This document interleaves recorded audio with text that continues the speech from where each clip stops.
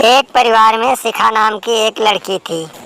शिखा परिवार की लाडली बिटिया थी, या फिर यूँ कहें कि परिवार की आन बान और जान।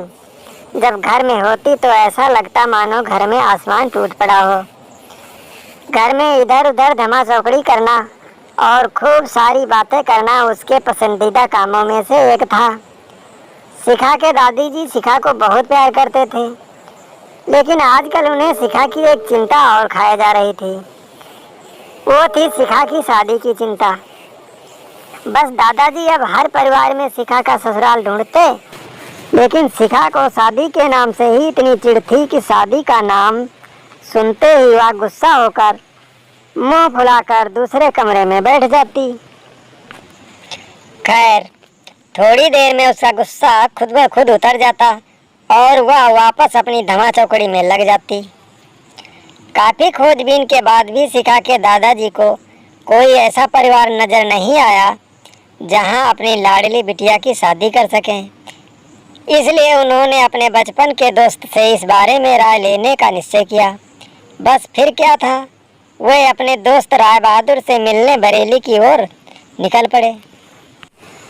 अगले दिन जब वह बरेली पहुंचे तो राय बहादुर ने स्टेशन पर ही उनके लिए गाड़ी भेज दी थी। 10 साल बाद अपने बचपन के दोस्त से मिलने के लिए वे भी बड़े उतावले थे। गाड़ी धीरे धीरे राय बहादुर के घर की ओर बढ़ी। बड़ा सा बंगला के आगे बगीचा, गाड़ियां और नौकर चाकर देखकर दादाजी का मन खुशी से भर गया। इन 10 सालों में राय बहादुर ने कितनी तरक्की कर ली है। नहीं तो 10 साल पहले राय बहादुर के पास था ही क्या। बस यही सोचते सोचते शिखा के दादाजी अपने दोस्त के बंगला पहुंच गए।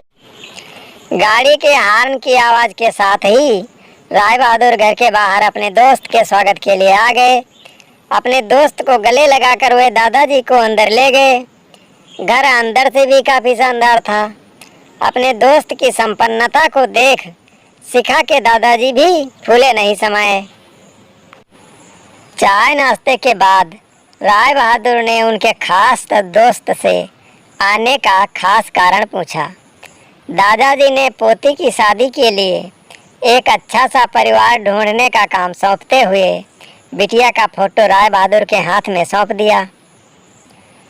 राय बहादुर भी अपने बेटे विक्रम के लिए एक सुयोग्य कन्या की तलाश में थे। तीखे नयन नक्श, चेहरे पर तेज और एक बार में ही किसी को पसंद आने वाली शिखा बिटिया को फोटो में देखकर ही उन्होंने शिखा को अपने घर की बहू बनाने का फैसला कर लिया।